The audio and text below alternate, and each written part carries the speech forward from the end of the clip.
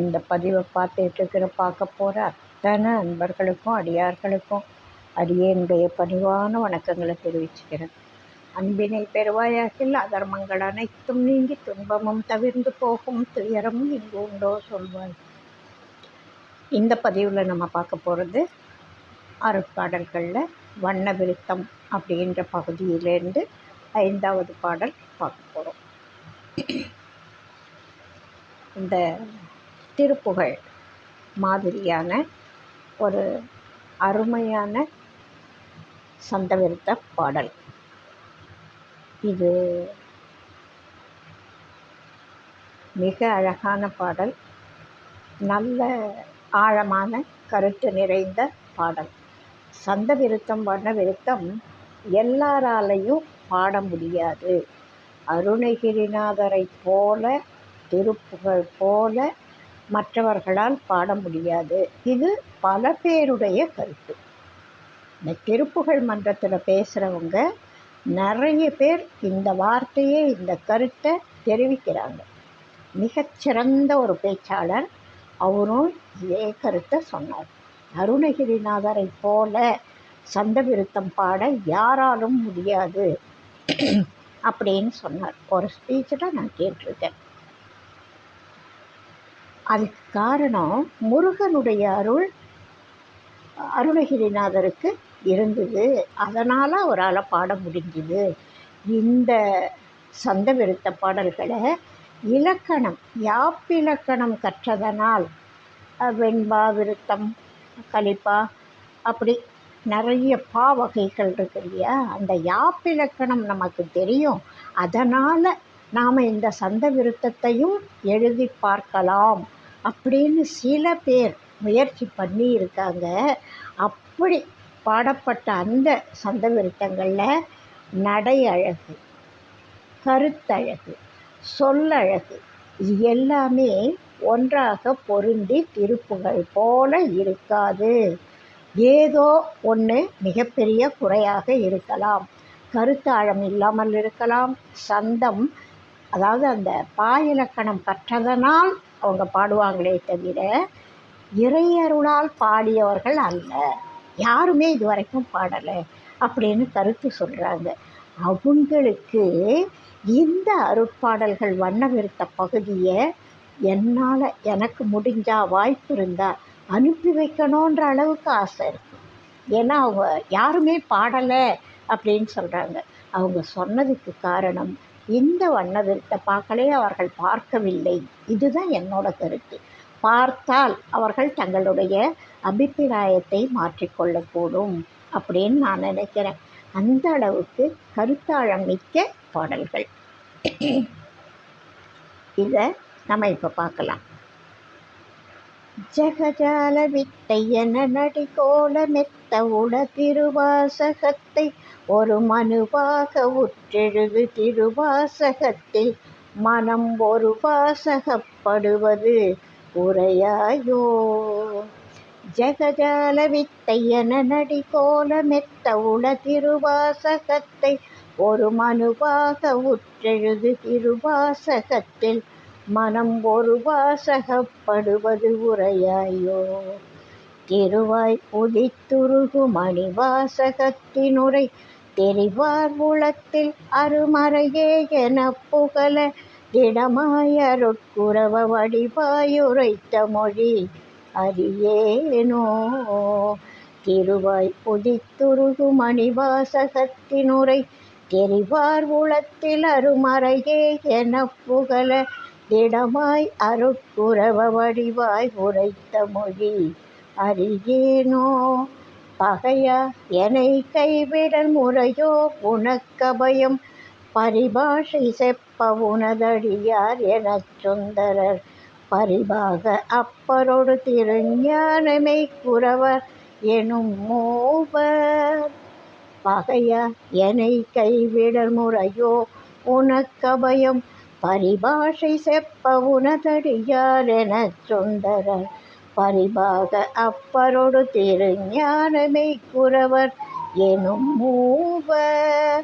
பறை போட இப்புவியில் மறை நால்வர் செப்பு மொழி பணியாக முற்று நவமணியாய் இழைத்துனது பரிபாக பக்வமதில் வருவோர் தமக்குதவு மணிமார்பா பறைபோட இப்புவியில் மறைநால்வர் செப்புமொழி பணியாக முற்று நவமணியாய் இழைத்துனது பரிபாக பக்வமதில் வருவோர் தமக்குதவு மணிமார்பா வகையான பொக்கிஷம் முன்னருகே இருக்க நலமறியாத பக்குவனை எளியேன் எனக் கருதி மனம் நோக விட்டிடுதல் தகுமோ எனக்கொருவர் துணை ஏது வகையான பொக்கிஷம் முன்னருகே இருக்க நலமறியாத பக்குவனை எளியேன் எனக் கருதி மனம் நோக விட்டிடுதல் தகுமோ எனக்கொருவர் துணை ஏது வரும் வேத எத்தனையும் பொருட்கேன் இனி சிறிதும் மகவானை இக்குழவி பரிதாபமுற்றுறுதல் மனமோ உனக்குருக விலையோ திருக்கருணை இதுதானோ வரும் வேத எத்தனையும் பொருட்கேன் இனி சிறிதும் மகவானை இக்குழவி பரிதாபமுற்றுறுதல் மனமோ உனக்குருக விலையோ திருக்கருணை இதுதானோ நகையாதிருக்கும் வழியவர்தான் உரைக்க வளர் நயமாய் உரைக்கும் முறை செவியோ துறக்கவில்லை நறுமாதவத்தினர்கள் பதமே தொழச் சிறிதும் அறியேனே நகையாதிருக்கும் வழியவர்தான் உரைக்க வளர் நயமாய் உரைக்கும் உரை செவியோ துறக்கவில்லை நறுமாதவத்தினர்கள் பதமே தொழச் சிறிதும் அறியேனே நடுவாக வைத்த பொருள் உனதோ எனக்கும் அது நடுவான பொற்சபையில் உரைவோர் தமக்கும் அது நமனார் தமக்கும் இல்லை பகைவோர் தமக்கும் இலா பொருள்தானே நடுவாக வைத்த பொருள் உனதோ எனக்கும் அது நடுவான பொற்சபையில் உரைவோர் தமக்கும் அது நமனார் தமக்கும் இலை பகைவோர் தமக்கும் இலா பொருள்தானே. இதோட சொற்கள் எப்படி அப்படியே சீராக அழகாக எவ்வளவு அருமையாக வருதுன்னு பாருங்கள். இது எல்லாருக்கும் தெரியணும் அப்படின்ற ஒரே ஆசை.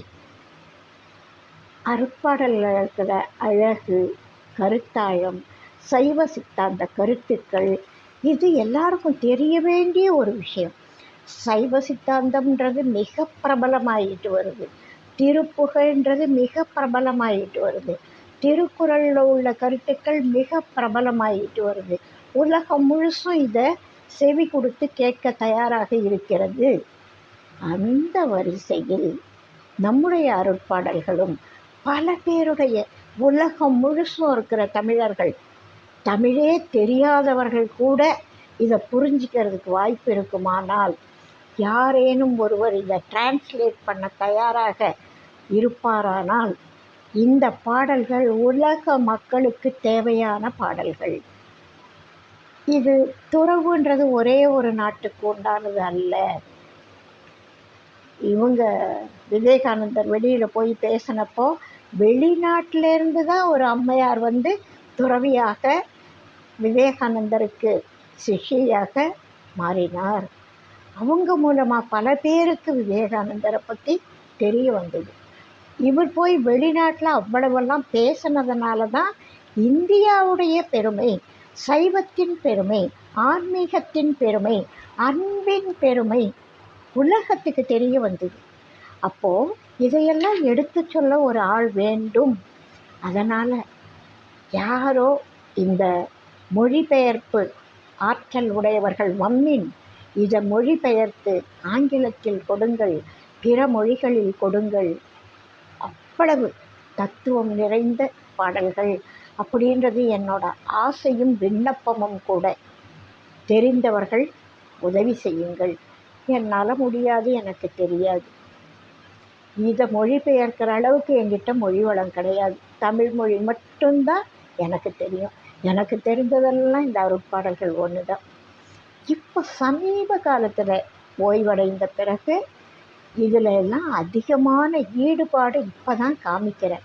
இதோட பொருள் புரியாமல் படிச்சிருக்கேன். அது சின்ன வயசுலேருந்து எப்போ நமக்கு தமிழ் படிக்க கற்றுக்கிறோமோ அதுக்கு முன்னாடியே அப்பா அம்மா பாட கேட்டது. பிள்ளையார் குப்பம் தாய் அடியார்களுக்கு விளக்கம் சொல்கிறப்போ பொருள் புரியாமல் ஏதோ, அதாவது வேற்றுமொழி படம் பார்க்குற மாதிரி அப்படி கூட வச்சுக்கலாம். ஏதோ ஒரு நல்ல விஷயம்னு தெரியும், எல்லாரும் விரும்பி கேட்குறாங்கன்னு தெரியும், தாய் அப்படியே பவ்யமாக அழகாக சொல்கிறாங்கன்னு தெரியும், அடியார்கள் உருகி உட்காந்து கேட்குறாங்க கவனிக்கிறாங்கன்னு தெரியும். உண்மையாக சொன்னால் பொருள் தெரியாது.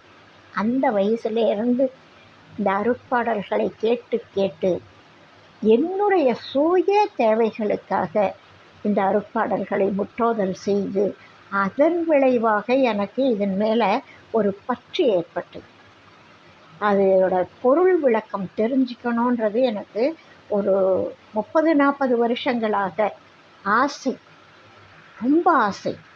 இது பொருள் புரியாமல் படிக்கிறோமே. திருவாசகத்தில் ஒரு வரி வரும், சொல்லிய பாட்டின் பொருள் உணர்ந்து சொல்லுவார் அப்படின்னு சொல்கிறார். அதுபோல் ஆஹா, இதுக்கு நமக்கு பொருள் புரிஞ்சால் எவ்வளவு நல்லா இருக்கும் அப்படின்னு எனக்கு தெரிஞ்ச சில கல்விமான்களை கேட்டேன்.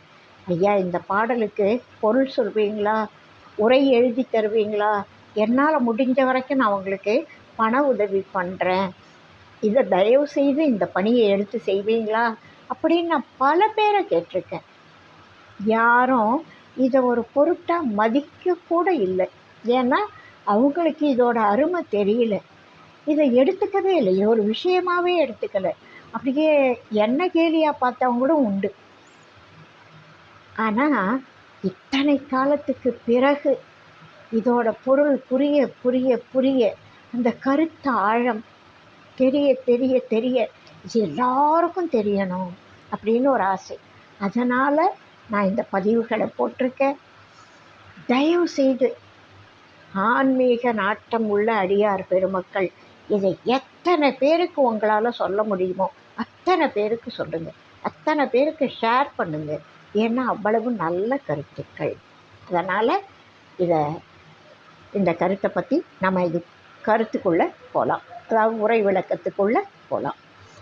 ஜெகஜால வித்தை என நடி கோல மெத்த உல திருவாசகத்தை ஒரு மனுவாக உற்றெழுது திருவாசகத்தில் மனம் ஒரு வாசகப்படுவது உரையாயோ. இதில் சுவாமிகள் என்ன சொல்கிறாருன்னா, இந்த ஜெகம், இந்த உலகம் ஜால வித்தைகள் நிறைந்தது. இதை நம்ம மாணிக்க வாசகருக்கு இறைவனார் அவர் ஆட்கொண்டுறார். திருப்பெருந்துறை போகிறப்போ இவர் போனது குதிரை வாங்க போனார். குதிரை வாங்க போன மனுஷனை ஆட்கொண்டு அவரை படாத பாடுபடுத்துகிறார். அவருக்கு அங்கேயே தங்கிடுறாரு கோவிலில். மன்னர் குதிரை வாங்க கொடுத்த பொற்காசுகளை கோவில் பணிக்காக, திருப்பணிக்காக இவர் செலவு பண்ணிடுறார் மாணிக்க வாசக பெருந்தகை. அப்படி செய்கிறப்போ அவர் சரியாக, அதாவது அரசு பணத்தை தன்னுடைய சொந்த செலவுக்கு இவர் எடுத்துக்கொண்டார். அது குற்றம்தானே.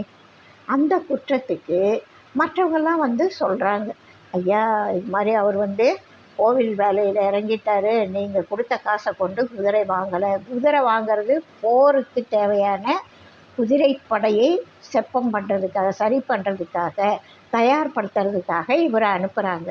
இவர் போய் கோவிலில் திருப்பணி செய்கிறாரு. அந்த காசை எடுத்து இவருக்கு என்ன உரிமை இருக்குது? அப்போ மன்னருக்கு கோபம் வந்தது நியாயம். அப்போது அவர்கிட்ட மற்றவங்க சொல்லும்பொழுது மன்னர் உண்மையை தெரிஞ்சுக்கிறதுக்காக வெரிஃபை பண்ணுறார், ஆள் விட்டு அனுப்பி தெரிஞ்சுக்கிறார். ஆமாம், அதாவது சில பேர் சொல்கிறாங்க, இவர் முதல்ல மன்னர் எடுத்த உடனே நம்மளை ஆள் விட்டு அனுப்பி தெரிஞ்சுக்கிறாரு. ஆமாம், இவர் நம்முடைய அரசு பணத்தை கதானாவிலேருந்து எடுத்துகிட்டு போன பணத்தில் கோவில் கட்டிகிட்ருக்கார், திருப்பணி காரியங்களை பார்த்துட்ருக்காருன்ற விவரம் மன்னருக்கு தெரிய வருது. இப்போ மன்னர் என்ன செய்கிறாரு, நீ குதிரை வாங்க போனியே, குதிரைகள் எப்போ வரும் அப்படின்னு கேட்குறாரு. இப்போ தான் சிந்தனையே வருது மாணிக்கவாசகருக்கு. அவர் என்ன சொல்கிறாரு, சிவபெருமான் தானே இவர் ஆட்கொண்டிருக்காரு, அவர்கிட்டயே போய் கேட்குறாரு. பெருமானே, மன்னர் கேட்குறாரு, நான் என்னையா பண்ணுவேன், நான் இருந்த காசையெல்லாம் தூக்கி இதில் போட்டனே, எப்படி குதிரை வாங்கிறது, நான் எப்படி மன்னருக்கு பதில் சொல்கிறதுன்னா, பரம்பொருள் என்ன செய்யணும், எப்படியாவது வேறு ஏதாவது சமாளிச்சிருக்கணும். இவர் என்ன சொல்கிறாரு, ஆவணி மூலத்தில் குதிரையெல்லாம் வரும்னு போய் சொல்லு அப்படின்னு சொல்லிடுறார். அவர் அங்கேருந்து வந்து, ஐயா ஆவணி மூலத்தன்னைக்கு குதிரையெல்லாம் வந்துடும் அப்படின்னு சொல்கிறார். இவர் வாங்கின காசை, அதாவது இங்கேருந்து எடுத்துகிட்டு போன காசை செலவு பண்ணிட்டார்.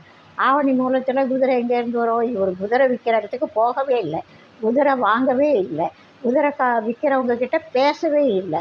ஆனால் குதிரை வருமா இவர் சொல்லிட்டார் மன்னர்கிட்ட. அவர் மன்னர் எதிர்பார்த்துட்டு உட்காந்துருக்காரு.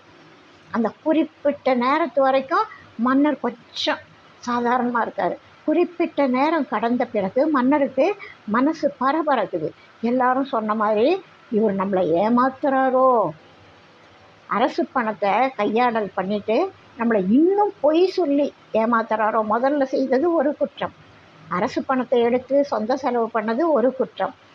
இப்போ பொய் சொல்கிறது ரெண்டாவது குற்றமாயிடுமே. அதனால் இவர் உண்மையிலேயே ஏமாத்துறாரா, உண்மையை சொல்கிறாரா, இது புரியல மன்னருக்கு. தண்டிக்கிறதா வேணாமா, நம்புறதா வேணாமா, மன்னரை குழம்பி நிற்கிறார். அப்போது ஒரு குதிரைக்காரனாக இறைவன் மானிட உருக்கொண்டு ஒரு குதிரை வீரனாக அங்கே வர்றார் மதுரைக்கு. எப்பேற்பட்ட திருவிளையாடல் தெரியுமா அது. திருவிளையாடல் புராண கதையில் இந்த மாணிக்கவாசகருக்காக இறைவன் வந்த கதையை எல்லாம் வரிக்கு வரி ரசித்து படிக்கணும். அவ்வளவு அற்புதமான ஒரு திருவிளையாடல் கதை. அவர் என்ன பண்ணுவார், குதிரைக்காரனாக வருவார். எந்த குதிரைகளை ஓட்டி வந்தார் அப்படின்னா, காட்டில் கிடக்கிற நரியை யாரும் ஏமாற்ற முடியாது. அது எல்லாரையும் ஏமாற்றிட்டு தன் காரியத்தை பார்த்துக்கிட்டு போயிடும். அப்பேற்பட்ட நரிகளை குதிரைகளாக்கி இவர் ஓட்டிகிட்டு வர்றார். அந்த குதிரைகள் ஒவ்வொன்றும் அவ்வளவு அற்புதமாக, அவ்வளவு ஆரோக்கியமாக, சாமுத்திரிகா லட்சணம் நிறைந்த குதிரைகளாக இருக்குது. அதில் அவ்வளோ பெரிய குதிரைப்படையை கூட்டிக்கிட்டு இவர் அதோட லீடராக ஒரு குதிரையில் அப்படியே சும்மா ஜகன்னு வந்து இறங்குறார் மதுரைக்கு. பெரிய குதிரைப்படையோட ஒவ்வொரு குதிரையும் ஒருத்தர் ஓட்டிகிட்டு வராங்க. இவர் ஒரு குதிரையில் உட்காந்துட்ருக்கார். வந்தவர் சும்மா இல்லை, ஏகப்பட்ட வித்தைகள் காமிக்கிறார். குதிரையை கொண்டு என்னெல்லாம் செய்ய முடியுமோ. இப்போ இருக்கிற வாலிப பசங்க இந்த சின்ன வயசில் ஒரு ஆசை இருக்கும், சைக்கிள் ஓட்டினாங்கன்னா முன் சக்கரத்தை தூக்கிட்டு பின் சக்கரம் ஒரே சக்கரத்தால் ஓட்டி பார்ப்பாங்க. உட்காந்துட்டு சைக்கிளில் உட்காந்துட்டு சைக்கிளோடு எம்பி குதித்து கீழே குதிப்பாங்க, 2 வீலும் தூக்கி கீழே குதிப்பாங்க. அதுக்கப்புறம் இப்படி திருப்புவாங்க அப்படி திருப்புவாங்க. ஏகப்பட்ட, அதாவது தன்னால் இதை செய்ய முடிகிறதா அப்படின்னு பசங்க டெஸ்ட்டு பண்ணுவாங்க.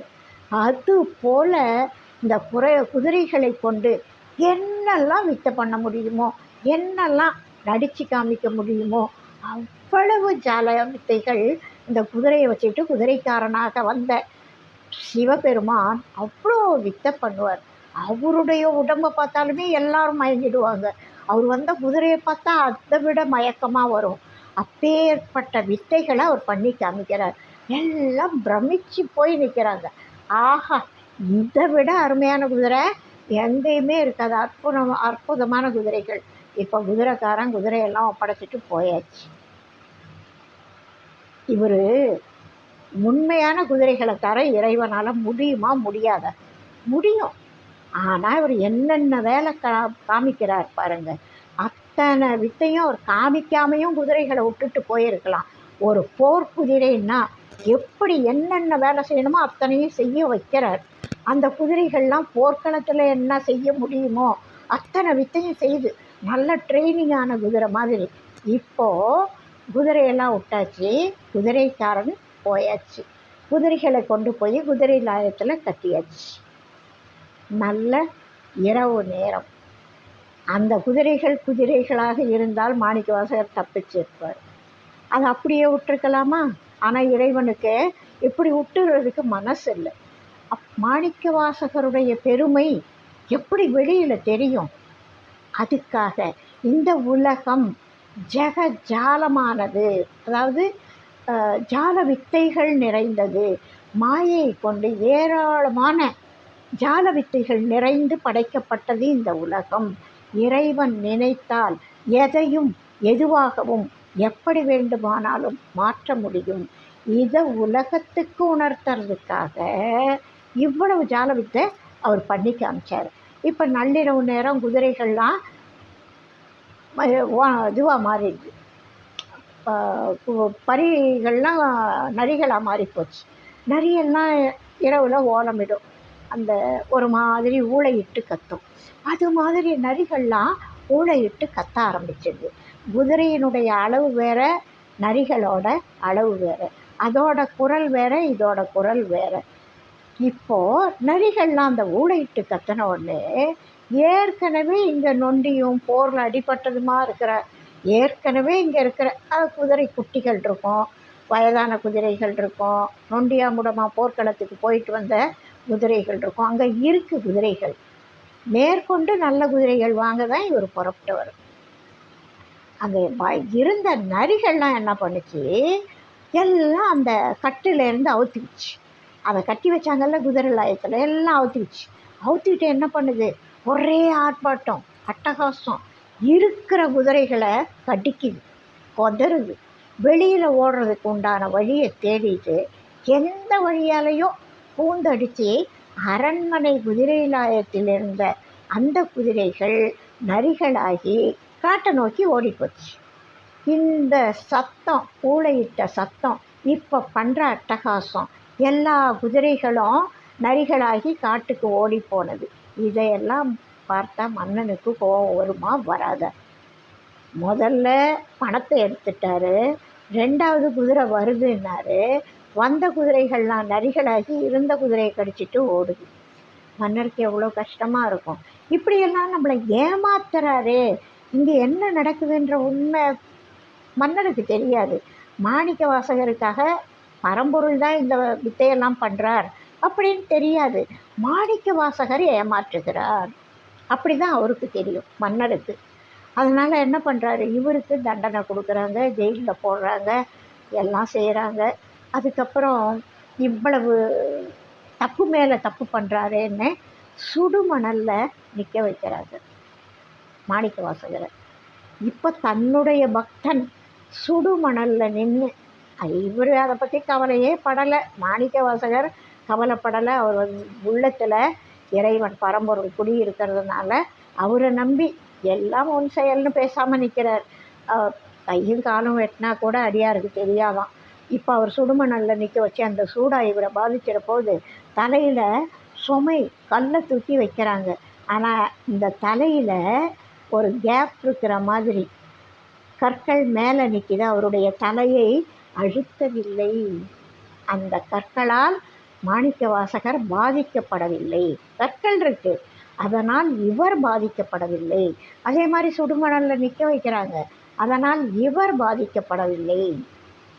ஆனால் பரம்பொருள் என்ன பண்ணுறாரு, ஐயோ என்னுடைய அடியவன் சுடுமணலில் நிற்க வச்சுட்டாங்க, நிற்கிறானே அப்படின்ட்டு இவருடைய கங்கை குடியிருக்கிற அந்த கங்கா தீர்த்தத்திலேருந்து துளி எடுத்து அப்படி விட்டு, போ வைகையில் போய் பெருக்கெடுத்து என் பக்தனை அடி சுடாமல் நினச்சி அதை காப்பாற்று, வெள்ளப்பெருக்கு வரட்டும் அப்படின்னு வைகையில் வெள்ளப்பெருக்கை உண்டாக்குகிறார் சிவபெருமான். என்னென்ன வேலை செய்கிறாருன்னு பாருங்கள். அவருடைய கோயிலை இவர் கட்டின பாவத்துக்கு நிறைய பரியாக்குறாரு, நரியாக்குறாரு. இப்போது வெள்ளப்பெருக்கு வர வைக்கிறார். வெள்ளப்பெருக்கு வந்த உடனே மன்னனுடைய கடமை என்ன, மக்களை வெள்ளப்பெருக்கிலேருந்து தடுக்கணும். எல்லாம் வருஷம் இப்போல்லாம் மழை நீரை வெள்ளம்னு சொல்லிடுறாங்க. இது வெள்ளமே இல்லை, மழை நீர் தான் தேங்க இடமில்லாமல் எங்கே இடம் இருக்கோ அங்கே போய் நுழையுது. அது இருக்கிற இடத்துல வீடு கட்டினதுனால வீட்டுக்குள்ளே அது வர பார்க்குது, அவ்வளோதான். அது நீர்நிலைகளில் வீடு கட்டியதால் வந்த தொல்லை. இப்போல்லாம் வெள்ளப்பெருக்கே கிடையாது, வெறும் மழை நீர். அதை தேக்க இடமில்லாமல் பண்ணிட்டாங்க.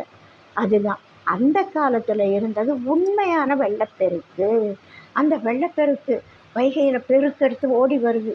அப்போது மன்னர் என்ன பண்ணுறாரு, எல்லாரும் அணை கட்டுங்கள், ஒவ்வொரு வீட்டில் அது எமர்ஜென்சி ஒர்க். அதனால் எல்லாம் வீட்டுக்கு ஒருத்தர் வாங்க, சீக்கிரம் வாங்க, ஒவ்வொருத்தருக்கு இவ்வளவு அடி, அதாவது அந்த வைகை கரை இருக்குல்ல, அந்த கரையை அளந்தால் மக்கள் தொகை இருக்குல்ல, ஒரு வீட்டுக்கு ஒருத்தர் வந்தால் கூட ஒருத்தர் இத்தனை அடி தூரம் நீங்கள் அணை கட்டினீங்கன்னா தொடர்ந்து எல்லாரும் வேலை செய்தால் சீக்கிரம் அணையை கட்டிலாம் வெள்ளத்திலிருந்து மக்களை பாதுகாக்கலாம்.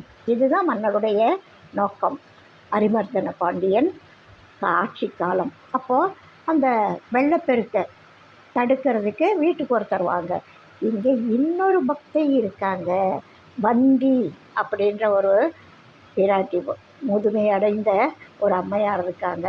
அவங்களுக்குன்னு யாருமே இல்லை. அவங்க ஒரு பிட்டு விற்கும் கிழவி. அவங்களுடைய பழக்கம் என்னென்னா, முதல் புட்டு, அதாவது புட்டுன்னு சொல்லுவாங்க, பிட்டுன்னு சொல்கிறாங்க. அந்த பிட்டு, முதல் பிட்டு இறைவனுக்கு நிவேதனம், அடுத்தது தான் அவங்க வியாபாரம் பண்ணுவாங்க. இப்படியே காலம் கழிச்ச அந்த அம்மையார் இப்போது அவங்களுக்குன்னு எந்த உற்றார் உறவினரும் இல்லாததுனால இந்த அணை கட்டணுமே. அப்போ அவங்க கேட்குறாங்க, அப்போ ராஜா வீட்டுக்கு ஒருத்தர் அனுப்புங்கன்னு சொல்லிட்டாரு, நானும் கிழவி, எனக்குன்னு யாரும் இல்லை, எனக்காக யார் இந்த அணையை கட்ட போகிறாங்க? இந்த மன்னர் என்ன யாரும் இல்லைன்னு சொன்னால் நம்புவாரா? நான் என்ன பண்ணுறது அப்படின்னு பாட்டி முழிக்கிறாங்க. அப்போது இறைவன் என்ன பண்ணுறாரு, ஒரே நேரத்தில் 2 பேருக்கு அருள் வழங்குறார். அந்த வந்திப்பாட்டி இருக்கிற இடத்துல கிட்டக்க போயிட்டு, கூலிக்கு எனக்கு கூலி வேலை கொடுக்குறவங்க யாராவது இருக்கீங்களா அப்படின்னு அவங்க வீட்டு வாசலில் போய் கத்துறாரு. வந்திப்பாட்டிக்கு ரொம்ப சந்தோஷம், அப்பா ஒரு ஆள் கிடச்சிதுரா அப்படின்னு. தம்பி இங்கே வா, எனக்காக ஒரு வேலை செய்வியா? ராஜா அனௌன்ஸ் பண்ணியிருக்காரு, வீட்டுக்கு ஒருத்தர் அனுப்ப சொல்லியிருக்காரு, எனக்குன்னு யாரும் இல்லை, ஆதரவு இல்லாதவப்பா நான், எனக்காக நீ போய் அந்த அணை கட்டுற வேலைக்கு போறியா அப்படின்னா. போகிறேன் பாட்டி, ஆனால் எனக்கு என்ன கூலி அப்படின்னா. அப்பா என்கிட்ட நிறைய காசு இல்லைப்பா, நான் பிட்டு விட்டு பொழைக்கிறவப்பா, வேணுன்னா ஒன்று பண்ணுறேன், எந்த பிட்டெல்லாம் உதிர்ந்து போதோ அதையெல்லாம் உனக்கு கொடுத்துட்றேன், அதை வாங்கிட்டு சாப்பிட்டுட்டு கொஞ்சம் எனக்காக வேலை செய்ய அப்படின்னோடனே அப்படின்னு சொல்லி இவர் போகிறார். அங்கே போய் கணக்கு எழுதுவாங்க, யார் யார் வேலைக்கு வந்திருக்காங்க, எத்தனை வீட்டுக்காரவங்க வந்திருக்காங்க அப்படின்னு மன்னருடைய ஆள் கணக்கு எடுத்துக்குவாங்க. ஒரு வேலைக்கு வர்றாங்கன்னா இத்தனை வீட்டிலேருந்து ஆள் வந்தாங்கன்னு கணக்கு வேணும்ல, அதனால் எழுதிக்குவாங்க. அங்கே போய் ஒரு பேரை கொடுக்குறாரு. பேரை கொடுத்துட்டு வந்திக்காக ஆள் அப்படின்னு பேர் கொடுத்துட்டார். வந்தி பாட்டிக்காக கூலி ஆள் அப்படின்னு பேரை கொடுத்துட்டாரு, பதிஞ்சாச்சு. இவர் அங்கே போய் என்ன பண்ணுறாரு, இவ்வளவு தில்லாலங்கடி வேலை பண்ணிவிட்டு இங்கே அவர் அணையாவது கட்டலாம்ல, அல்ல அணையே கட்டிக்கோன்னு சொன்னாலாவது கட்டிக்கும்ல, அதையும் இல்லை. இவர் பாட்டுக்கு போகிறாரு, தண்ணியில் குளிக்கிறாரு, எழுந்து வர்றாரு, பாட்டு பாடுறாரு, டான்ஸ் ஆடுறாரு, ஜாலியாக அரட்டடிச்சு பேசிகிட்டு இருக்கார். தானும் வேலை செய்யலை, தன்னோட இருக்கிறவங்கள மற்றவங்களையும் ஒழுங்காக வேலை செய்ய விடலை. இவர் பாடி ஆடிட்டு இருந்தால் செய்கிறவங்க திரும்பி பார்த்து வேடிக்கை பார்ப்பாங்க, சிரிப்பாங்க, ரசிப்பாங்கல்ல. தானும் செய்யாமல் மற்றவங்களையும் தன் பக்கம் இருக்கிறார். அப்போ எல்லாரும் ஏன் இந்த ஆள் வேலை செய்யாமே ஏமாற்றிட்டுருக்காரு, ஒன்றும் பொறுப்பாக வேலை செய்யலையே, வேலையை பார்க்குறதுக்கு சூப்பர்வைசர்னு ஒருத்தர் இருப்பார்ல, அவர் என்ன செய்கிறாரு, என்ன இந்த ஆள் இப்படி மற்றவங்களையும் சேர்த்து கெடுக்கிறானே அப்படின்னு மன்னருக்கு ரிப்போர்ட் பண்ணுறார். ஐயா இங்கே வந்தியோட ஆள் வேலை செய்யலை, அவன் பாட்டுக்கு என்னமோ போகிறான், தண்ணியில் குளிக்கிறான், பாடுறான், ஆடுறான், சந்தோஷமாக இருக்கான் அப்படின்னு சொல்கிறாங்க. இப்போ மன்னருக்கு கஷ்டமாக இருக்குது. எத்தனை பிரச்சனையை மன்னர் சமாளிச்சிட்டு வர்றாரு. இப்போது இங்கே வர்றார், அவர் பார்வையிடுறதுக்கு மன்னர் வந்தார். பெரிய ஒரு அவசர வேலை நடக்குது, மன்னர் கிட்டக்க வரணும் இல்லையா, அதனால் வந்தார். யார் அது, எந்த ஆள்? இவர் என்ன செய்கிறது, இந்த அதாவது கூடை, மண் சுமக்கிற கூடை இருக்குல்ல, அதை வச்சுட்டு தலையில் வச்சுட்டு ஒய்யாரமாக படுத்துக்கிட்டு இருக்கார் கால் நீட்டி. அப்போ இதையெல்லாம் பார்க்குறப்போ மன்னருக்கும் ஆமாம், சூப்பர்வைசர் ரிப்போர்ட் பண்ணது சரிதான், இந்த ஆள் வேலை செய்யலை, இங்கே வா, ஒரு அடி கொடுத்து உன்னை நீ ரொம்ப அட்டகாசம் பண்ணுற, ஒரு அடி கொடுக்குறேன்னு அவர் கையில் இருந்த பொன் பிரம்பால் இந்த ஆளோட முதுகில் ஒரு அடி அடிக்கிறார். அந்த அடி என்ன செய்யுது, இறைவன் இல்லாத இடமே இல்லை, இல்லாத உடலே இல்லை, இல்லாத ஆன்மா, எல்லா உடலுக்குள்ளேயும் இறைவன் பங்களிப்பு இருக்கு இல்லையா. அப்போது இந்த ஒரு அடி, மன்னன் பிரம்பால் இறைவனின் முதுகில் அடித்த அடி, அந்த அடித்த மன்னன் முதற்கொண்டு அத்தனை பேர் முதுகிலையும் அந்த அடி விழுது. அப்போ எல்லாரும் என்ன செய்கிறாங்க, என்ன இது, நம்ம முதுகில் யார் அடித்தது, நம்ம முதுகில் யார் அடித்ததுன்னு திரும்பி பார்க்குறாரு. மன்னனே யார் என்ன திரும்பி பார்க்குறாரு. இப்போது இறைவன் எதை உணர்த்துகிறார், எல்லா பொருளிலும் இறைவன் இருக்கிறான், இறையாற்றல் இருக்கிறது. இப்போ மன்னனுக்கும் சந்தேகம் வருது, இது வந்திப்பாட்டிக்காக இவர் பண்ண திருவிளையாடல். அப்புறம் வந்திப்பாட்டியை பரம்பொருளே என்ன பண்ணுவார், மேலே கூட்டிகிட்டு போயிடுவார், தன்னுடைய ரிஷப வாகனத்தில் உட்கார வச்சு வந்திப்பாட்டியை கூட்டிகிட்டு போயிடுவார். மாணிக்க வாசகருக்கு, மாணிக்க வாசகருடைய பெருமை உலகுக்கு தெரிய வருது. பரம்பொருள் மாணிக்க வாசகருக்காக வந்து இவ்வளவு ஜால வித்தை பண்ணியிருக்கார் அப்படின்னு தெரிய வருது. அப்போது மாணிக்க வாசகரை எல்லாரும் மிகவும் மரியாதையாக போற்றி செய்து வணங்குறாங்க.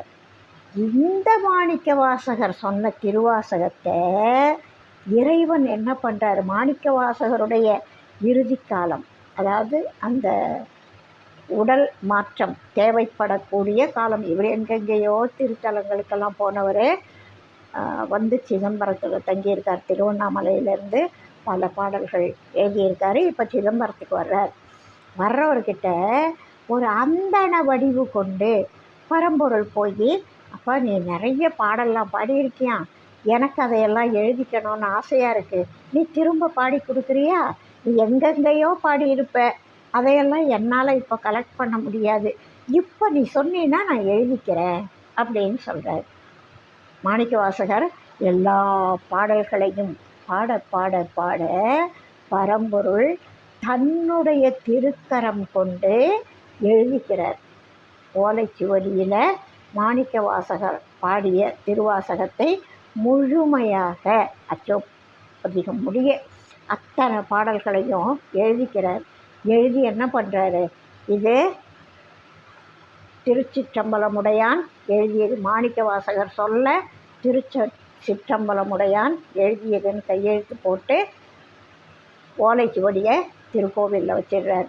அப்போது மறுநாள் அந்தணர்கள்லாம் வந்து கோவிலை திறந்துட்டு, இது என்ன இங்கே ஓலைச்சுவடி இருக்கேன்னு பார்த்தா பரம்பொருள் கையெழுத்து போட்டிருக்கார். திருச்சிற்றம்பலமுடையான்னா அவர் தான். மாணிக்க வாசகர்னா யார் என்ன விசாரி பாரு, ஏதோ இவர் தான் மாணிக்க வாசகர். அவரை கூப்பிட்டு, ஐயா இது என்ன வினோதம், இறைவன் எழுதினாராமே என்னன்னு கேட்க போய், ஆமாம் நேற்றுக்கு ஒரு அந்தணர் வந்தார் எழுதினார். அப்போ அவங்கெல்லாம் என்ன சொல்கிறாங்க, இது இங்கே இருக்கே இறைவனுடைய திருவடியில் இருக்குது, இதுக்கு என்ன பொருள் அப்படின்னு கேட்குறாங்க. இதுக்கு பொருளா அப்படின்னு சொல்லி மாணிக்க வாசக பெருந்தையர் என்ன செய்கிறாரு, உள்ளே போய் இதோ இவன்தான் இதோட பொருள் அப்படின்னு சொல்லி மூலஸ்தானத்துக்குள்ளே போய் மறைஞ்சே போயிடுறார். அவருடைய உடல் இந்த மாயையால் படைக்கப்பட்ட உடல் மாறி ஒளியுடலாக மாறிப்போனதால் அவர் பரம்பொருளோட இறைவனோட இரண்டரை ஜோதியாக கலந்து விட்டார். அப்பேற்பட்ட திருவாசகத்தை ஒரு மனுவாக உற்று எழுது திருவாசகத்தில் மனம் ஒரு வாசகப்படுவது உரையாயோ.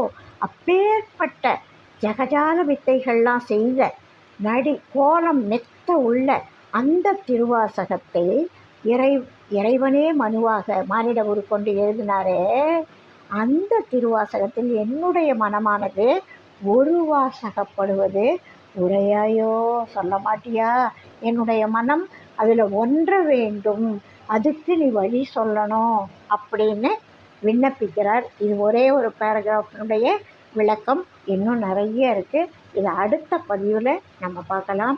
வாழ்க வளமுடன். வாழியன்னாலும் நீ வாழ்க நல்லறங்கள் எல்லாம் வாழிய பெரியோன் நாமம் வாழியே வாழி வாழி. இதுக்கு மேலே நான் தொடர்ந்து சொன்னால் என்னுடைய இந்த வீடியோ, அதாவது ஒரு குறிப்பிட்ட டைமுக்கு அப்புறம் அதுவே ரெண்டாக உடஞ்சிடும். அதனால் அது இத்தினூண்டாயிடும். நானே இந்த டைமோடு நிறுத்திட்டு அடுத்த பதிவாக மீதி பாடலோட பொருள் விளக்கத்தை அடுத்த பதிவில் போட்டுடுறேன். எல்லாரும் அதையும் கேட்டால்தான் இந்த பாடலோட முழு பொருள் புரியும். வாழ்க வளமுடன். இந்த பாடலில் எவ்வளவு கருத்தாழம் இருக்குது அப்படின்றத பாருங்கள். திருவாசகத்தை பற்றி இவர் எந்த அளவுக்கு உயர்த்தி சொல்லியிருக்கார். பரம்பொருளுடைய கல்யாண குணங்கள், அவர் பண்ண ஜெகஜால வித்தைகள் எல்லாத்தையும் அழகுபடுத்தி சொல்லியிருக்கக்கூடிய இந்த பாடல் மிக அருமையான ரசிக்கத்தக்க பாடல். மீதி பகுதியை அடுத்த பதிவில் பார்க்கலாம். வாழ்க வளமுடன். வாழ்க வையகம். வாழி அப்பெரியோன் நாமம் வாழியே வாழி வாழி. அடுத்த பதிவில் அடுத்த கருத்தோடு சந்திப்போம்.